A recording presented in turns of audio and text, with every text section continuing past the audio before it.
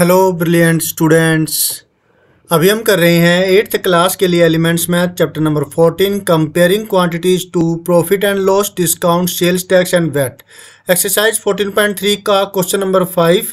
इससे पहले भी क्वेश्चंस किए गए हैं, उसके अंदर ये नंबर 5 नज़र आता है क्योंकि बाय डिफ़ॉल्ट ये जब कॉपी पेस्ट किया जाता है तो ये नंबर अपने आप ले लेता है। तो पहले वाला नंबर 4 था तो उसके ऊपर 5 आया हुआ है और जो 3 था उसके ऊपर 4 नंबर आया हुआ है, लेकिन मैंने जो थंबनेल लगाया है वो बिल्कुल ठीक है और जो यहाँ पर जो नंबर शो हो रहा है वो गलत है। तो इसलिए मैंने डबल डॉट लगाई है ताकि ये बाय डिफ़ॉल्ट अपना कोई नंबर ना ले। तो ये है क्वेश्चन नंबर 5 और जो इससे पहले वीडियो बनाया गया जिसमें 5 नज़र आ रहा है वो क्वेश्चन नंबर 4 है।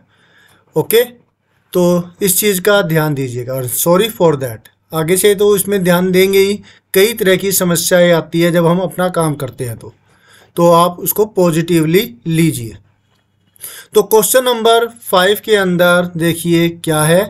The price of a TV is 15,000 including 8% VAT.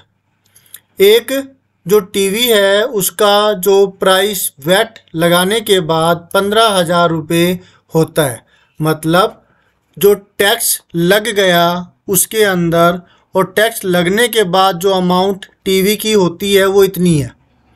Find the original price of the TV.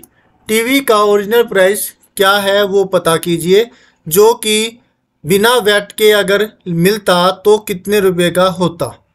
Clear है? तो ये एक तरीके से आपसे लिस्ट प्राइस जो कि लिस्ट किया हुआ होता है वो, या फिर जो उसके कार्टून के ऊपर ये एमपी लिखते हैं मार्केट प्राइस, इसलिए हम यहाँ पर लिस्ट प्राइस का यूज कर रहे हैं, मार्केट प्राइस का नहीं। ओके, तो स्टार्ट करते हैं। हम यहाँ पर 100 रुपये मान करके चलेंगे कि लेट जो उसका प्राइस है लिस्टेड प्राइस 100 रुपये है। एक्स वाले तरीके से मैं अभी नहीं कर रहा क्योंकि मुझे लगता है कि वो डिफ़िकल्ट हो जाएगा और टीचर्स भी ओके कहते हैं कि भाई आप इसको 100 मान करके कर लीजिए, एक्स वाले तरीके से चाहे तो ना कीजिए। तो चलिए करते हैं अब इस वीडियो को स्टार्ट, जिसके अंदर हम करेंगे solution. Let us do.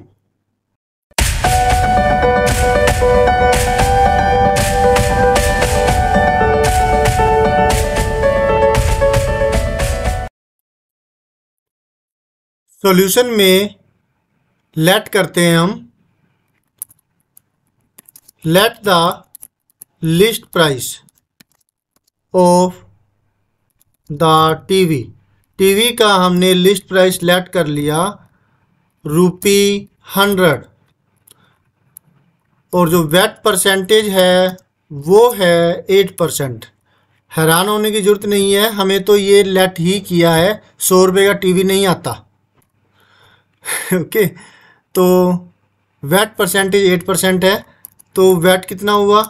VAT is equal to 8% of list price. इसका मतलब हुआ 8% ऑफ 100। परसेंटेज हटा नीचे 100 आ गया, 8 बाय में 100, ऑफ की जगह मल्टीप्लाई, 100 की जगह 100। 2 जीरो से 2 जीरो कट गई और आपको मिलता है ₹8। ₹8 है, ये है वैट, राइट।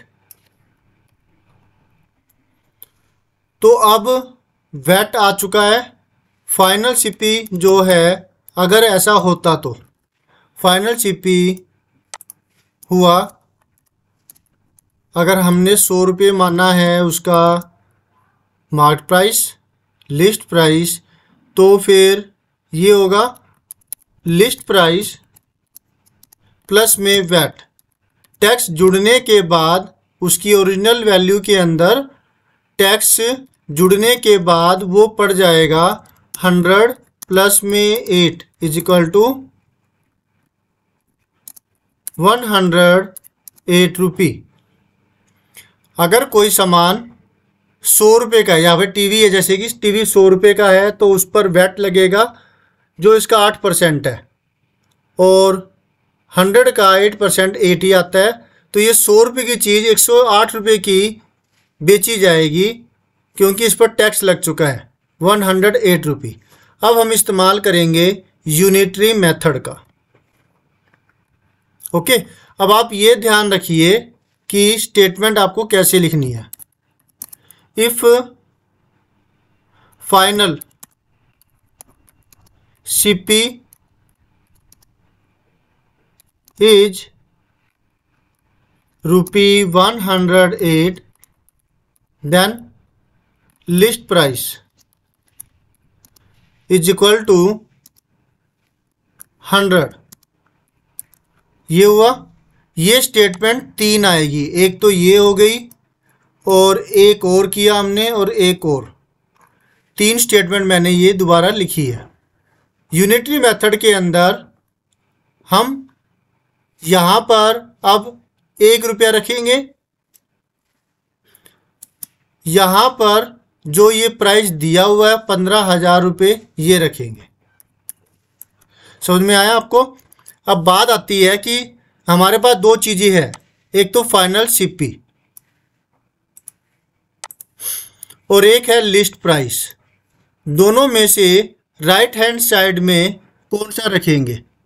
जो निकालना है वो रखेंगे राइट हैंड साइड में, और जो हमें दिया गया है जैसे 15,000 रुपये दिया गया है ये फाइनल सीपी है, तो ये रखा हमने लेफ्ट हैंड साइड में। ये बात क्लियर हो गई? गुड। तो अब अगर फाइनल सीपी 1 रुपया है तो लिस्ट प्राइस होगा वो दिस डिवाइड में दिस होगा। यूनिटरी मेथड के हिसाब से 1 रुपये अगर है तो वैल्यू इसकी लिस्ट प्राइस भी तो कम ही होएगी ना, इसलिए ये ऊपर आएगा और ये नीचे आएगा, 100 से कम ही होगी, इसलिए 100 डिवाइड में 108 आएगा। समझ में आया आपको?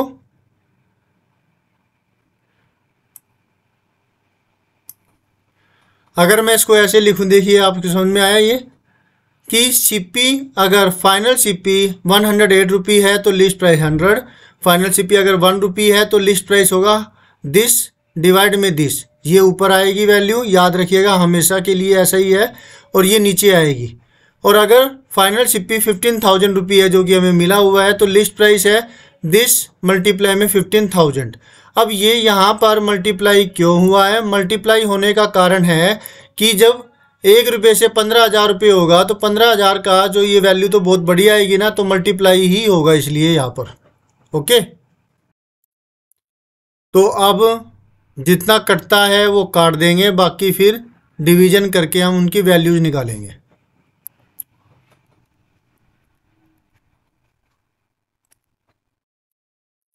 फोर से कट रहा है ये, क्योंकि इसके लास्ट के 2 डिजिट 4 से डिविजिबल है। इसके लास्ट के 2 डिजिट 00 है तो वो भी 4 से डिविजिबल है, तो ये ऐसे क्या होगा, ये 4 से डिविजिबल होगा पूरा नंबर। अगर लास्ट में 2 0 है तो ओबियसली वो 4 से डिविजिबल होगा ही होगा। 4 2 जार 8 बचा 2, 2 8 28, 4 7 जार 28, और इसको काटे तो 4 3 जार 12 बचा यहाँ पे 3 3 0 30, 4 7 जार 28, 28 2 बचा 2 0 20, 4 5 जार 20, और 0 की 0 आ गई। इसको इससे मल्टीप्लाई करने पर आता है 3 7 5 0 0, 1 0 तो ये इसी की है और 2 0 यहाँ की आ गई, 2 0 और ये 3 0 हो गई, डिवाइड में 27। ठीक है, अब इसको डिवाइड करते हैं पॉइंटों में, हमारा आंसर आएगा 27 की टेबल पर ये पहले 1 पे जा रहा है, 27 बन जा 27, 7 - 7 0, 3 - 2 1, ऊपर से हमने 5 उतारा। अब 27 की टेबल पे कहाँ तक जाएगा? एक डिजिट हमने यहाँ छोड़ दी, एक डिजिट यहाँ छोड़ दी, 2 की टेबल में ये 5 तक जा रहा है, तो 5 तो बड़ी वैल्यू हो जाएगी, 5 7 35, 5 3 5 2 10 13, 135 आएगी जो कि बड़ी है। तो ऐसा करने से कम ज़्यादा तो नहीं हमने कैलकुलेशन करनी पड़ी, 4 पे जाएगा अभी ये, 4 7 28, 8 2, 4 2 जार 8, 8 2 10, अभी भी बड़ी वैल्यू आ रही है। तो फिर 3 पर 3 27 जार 81 होता है। 5 - 1 4 और फिर 10 - 8 2, ऊपर से हमने एक ये 0 उतार ली। अब ये गया, एक डिजिट यहाँ छोड़ी, एक डिजिट यहाँ छोड़ी, बहुत ज़्यादा वैल्यू आ रही है। 9 तक एक बार करके देख लेते हैं। 9 7 63, 3 6, 9 2 जार 18, 18 6 24, बड़ी वैल्यू है तो ये 8 पर जाएगा। 8 7 56, 5, 8 2 जार 16, 16 5 21, ठीक है।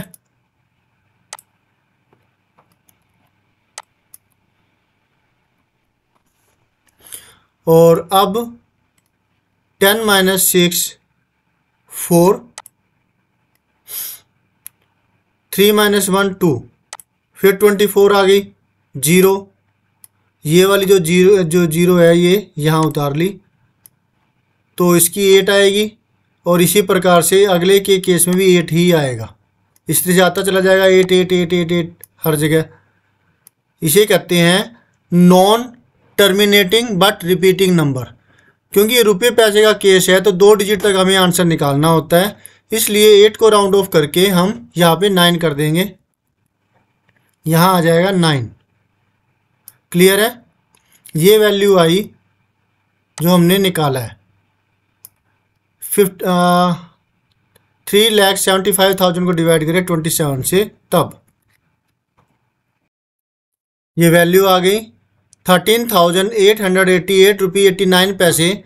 ये वो अमाउंट है जो कि मार्केट प्राइस थी, जिस पर वैट 8% का लगाने के बाद वो 15,000 रुपये का सामान बन जाता है। 15,000 रुपये का टीवी बन गया ये, और ये फिर दुकानदार को मिलेंगे और कस्टमर इसको पे करेगा वैट के साथ में। बोली क्लियर है इतना सब, ये आपको समझ में आ गया होगा। अब बारी है असाइनमेंट की। आपको ऐसे ही असाइनमेंट दिए जा रहे हैं, इसके टुकड़े अगर हम करना चाहें तो वो टुकड़े हैं वो अच्छे से समझ लीजिए। टुकड़ों में पहले हमने इसको 100 रुपये माना और हमें वैट निकाल लिया, ठीक है। एक टुकड़ा ये हो गया।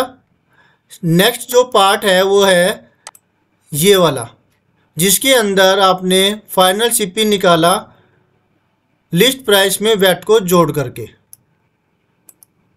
क्लियर है। फिर नेक्स्ट फ्रैक्शन है, हमने यूनिटरी मेथड अप्लाई किया और फिर कैलकुलेशन करके यूनिटरी मेथड की मदद से हमने ये वाली वैल्यू निकाल दी। ये अलग से पार्टीशन, वैसे ये ब्लैक पार्ट जो बच गया। तो इतने टुकड़े आपको समझ में आने चाहिए और इन टुकड़ों के हिसाब से ही आप सॉल्यूशन को कीजिए तो ये आपके लिए बड़ा आसान हो जाएगा। क्लियर है ना। अब ये सारा व्यू एक साथ हो, इसके लिए मैं इतना यहाँ से कट कर लेता हूँ और ये यहाँ पे लगा देता हूँ ताकि आप इसका स्क्रीनशॉट ले लें।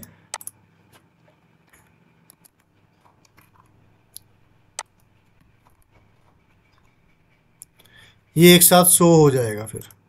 और अगर नहीं, अभी ये क्लिक ले लीजिए इसकी, और ऊपर क्वेश्चंस की तो आपने ले ही ली होगी और आपके पास बुक भी है। अगर नहीं है, अगर आप कंपटीशन की तैयारी कर रहे हैं तो फिर आप क्वेश्चन की अब ले सकते हैं,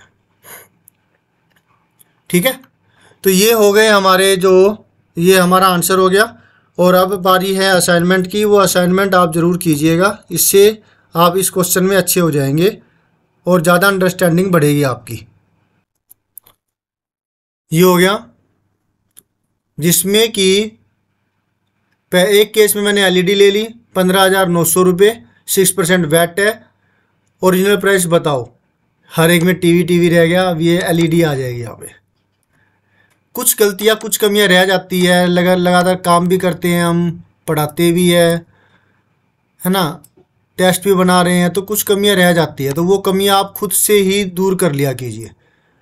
जब फ्यूचर में कभी टाइम काफ़ी अच्छा होगा तो फिर गलतियों को हम देखेंगे, ज़्यादा गलतियां नहीं होएगी, ठीक है। इसी तरीके से ये price of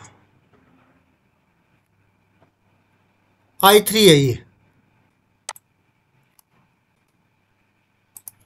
i3 8th generation का लैपटॉप ये है 49,950।